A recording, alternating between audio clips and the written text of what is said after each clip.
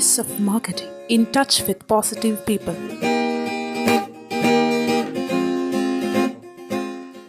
എല്ലാ വ്യൂവേഴ്സിനും സ്വാഗതം. ഞാൻ ജയകൃഷ്ണൻ.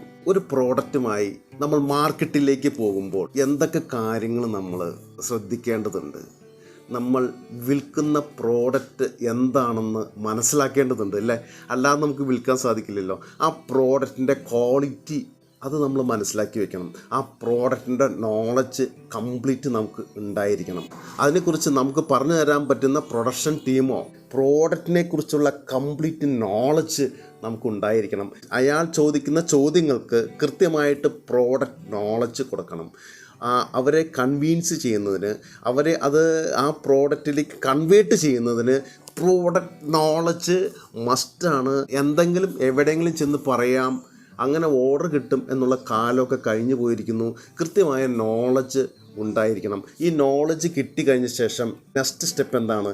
കൃത്യമായിട്ട് കോമ്പറ്റീറ്റർ ആരാണ്, നമ്മുടെ പ്രോഡക്റ്റിൻ്റെ കോമ്പറ്റീറ്റർ മാർക്കറ്റിൽ നിൽക്കുന്നത് ആരൊക്കെയാണ്, അത് പഠിച്ചിരിക്കണം. അതിൻ്റെ പ്രൈസിങ്, അവർ കൊടുക്കുന്ന മാർക്കറ്റിൽ കൊടുക്കുന്ന പ്രൈസിങ് എന്താണ്, ആ പ്രൈസിങ്ങിൽ അവർ വിൽക്കുമ്പോൾ അതിനേക്കാൾ ഉയർന്ന പ്രൈസിങ്ങിലാണ് നമ്മൾ വിൽക്കുന്നതെങ്കിൽ നമ്മുടെ ക്വാളിറ്റി എന്താണ്? കസ്റ്റമർക്ക് ആ കോമ്പറ്റീറ്ററിൽ നിന്നും ആ വിൽക്കുന്ന സെയിം പ്രോഡക്റ്റ് വിൽക്കുന്ന ആ പ്രോഡക്റ്റിൽ നിന്നും വ്യത്യസ്തമായിട്ട് നമുക്ക് എന്തെല്ലാം ബെനിഫിറ്റ് നമ്മുടെ കസ്റ്റമറിന് കൊടുക്കാൻ സാധിക്കും? കസ്റ്റമറിന് കൊടുക്കാൻ സാധിക്കും എന്ന് പറഞ്ഞാൽ ഒരു കസ്റ്റമർ ആരാണെന്ന് മനസ്സിലാക്കണം. നിങ്ങൾ പ്രോഡക്റ്റുമായിട്ട് ഒരു റീറ്റെയിൽ ഷോപ്പിലോ ഒരു ഡിസ്ട്രിബ്യൂട്ടറോ മീറ്റ് ചെയ്യാൻ പോകുമ്പോൾ ആരാണ് നിങ്ങളുടെ കസ്റ്റമർ?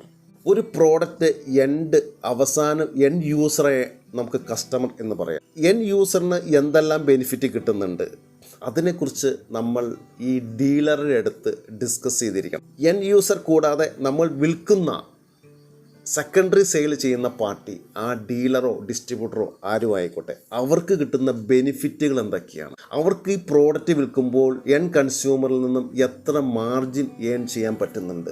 പ്രോഫിറ്റ് അവർക്ക് ഒരു പ്രോഡക്റ്റിൽ ഏൺ ചെയ്യാൻ പറ്റുന്നുണ്ട്? ഇതിനെക്കുറിച്ചുള്ള നോളജ് പ്രോഡക്റ്റ് പ്രസൻറ്റ് ചെയ്യാൻ പോകുന്ന ആൾ അറിഞ്ഞിരിക്കണം. ഒരു എക്സിക്യൂട്ടീവ് മസ്റ്റായിട്ടും ഈ ഏരിയയെക്കുറിച്ചുള്ള നോളജ് അറിയാതെ നമ്മൾ ഒരു ഡീലറുടെ അടുത്തോ ഒരു ഡിസ്ട്രിബ്യൂട്ടറുടെ അടുത്തോ ഈ ഒരു കാര്യം പ്രസൻറ്റ് ചെയ്യാൻ പോകാതിരിക്കുക എന്നുള്ളത്.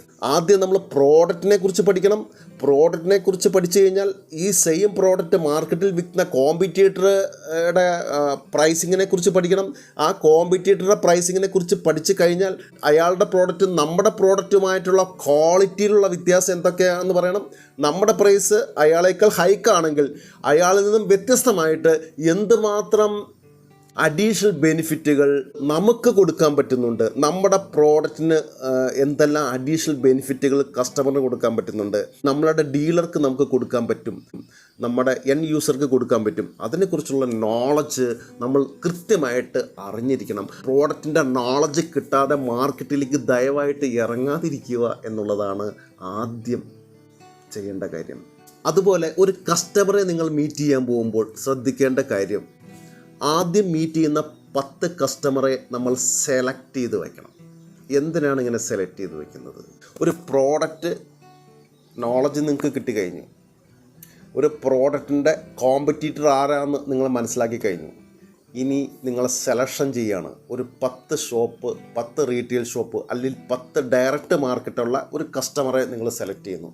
ഏത് മാർക്കറ്റിംഗ് സെഗ്മെൻ്റ് ആയിക്കോട്ടെ, ഡീലർ നെറ്റ്വർക്ക് ആയിക്കോട്ടെ, ഒരു ഡീലറെ മീറ്റ് ചെയ്യുന്ന കാര്യമായിക്കോട്ടെ, അല്ലെങ്കിൽ ഡയറക്റ്റായിട്ട് ഒരു ഇൻഷുറൻസ് സെക്ടറോ ഒരു വില്ല സെക്ടറോ ഏത് സെഗ്മെൻ്റ് ആണെങ്കിലും അങ്ങനെ ആ കസ്റ്റമറെ ഒന്ന് സെലക്ട് ചെയ്ത് വയ്ക്കുക. നിങ്ങൾ മീറ്റ് ചെയ്യേണ്ട കസ്റ്റമറെ സെലക്ട് ചെയ്ത് വയ്ക്കുക. ആ കസ്റ്റമറെ ഫോക്കസ് ചെയ്യുക എന്നുള്ളതാണ്.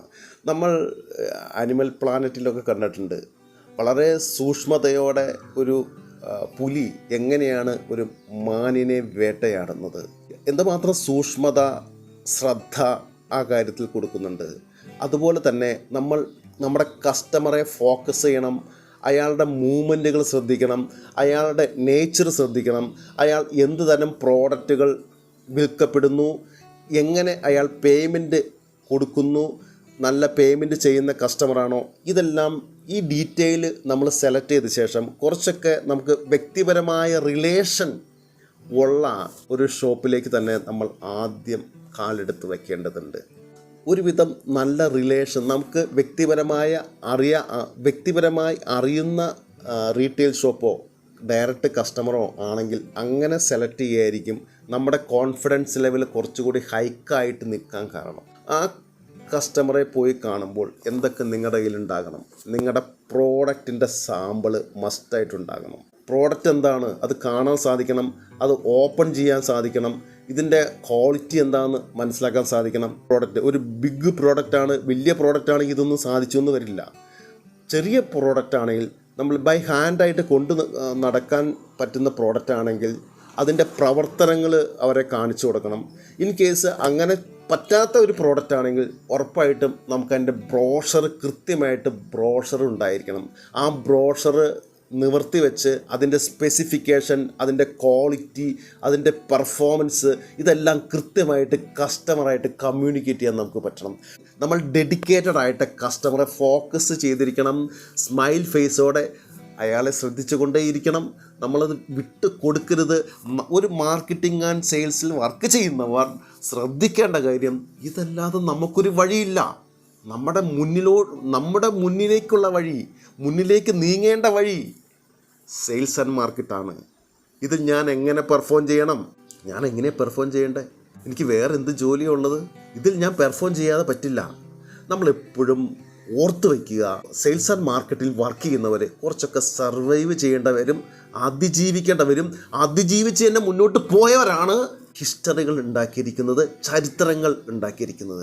ഈ ഒരു സർക്കംസ്റ്റാൻസിനെ, ഈ ഒരു സാഹചര്യത്തെ നമ്മൾ എങ്ങനെ അതിജീവിക്കണം? പ്രൈസിങ് പറഞ്ഞ് നമ്മളുടെ ബ്രോഷർ മടക്കി തന്ന് നമുക്ക് ആ ഷോപ്പിൽ നിന്നോ ആ കസ്റ്റമറുടെ അടുത്തു നിന്നോ ഇറങ്ങി നടക്കേണ്ടി വരരുത്. നമ്മൾ ഉറപ്പായിട്ടും നെക്സ്റ്റ് കസ്റ്റമറെ കാണണം. അല്ലെങ്കിൽ അവിടെ ഇരുന്നുകൊണ്ട് നമുക്ക് എങ്ങനെ പ്രസൻറ്റ് ചെയ്യാൻ പറ്റും? ആ കസ്റ്റമറുടെ അടുത്ത് പ്രൈസിൻ്റെ കാര്യം പറഞ്ഞ് നമ്മൾ റിജക്റ്റ് ചെയ്യപ്പെടുമ്പോൾ എങ്ങനെ നമ്മൾ കരുതലോടെ അതിനെ നേരിടാതെ പറ്റില്ല. എൻ്റെ ഫീൽഡ് മാർക്കറ്റിങ്ങാണ്, എനിക്കിവിടെ വിജയിച്ചേ പറ്റൂ, എനിക്കിവിടെ സക്സസ് ആയേ പറ്റൂ, വേറെ വഴികളില്ല എൻ്റെ മുന്നിലുള്ള വഴി ഇത് മാത്രമാണ്. ഈ കസ്റ്റമറെ കൺവേർട്ട് ചെയ്ത് സെയിൽ ക്ലോസ് ചെയ്യലാണ് എൻ്റെ മുന്നിലുള്ള വഴി. ആ വഴിയിലേക്ക് തന്നെ നിങ്ങൾ ഫോക്കസ് ചെയ്യണം. നിങ്ങൾ സക്സസ് ആയിരിക്കും, നിങ്ങൾ വിജയിച്ചിരിക്കും. വിജയിക്കാതെ എവിടെ പോകാനാണ്? All the best.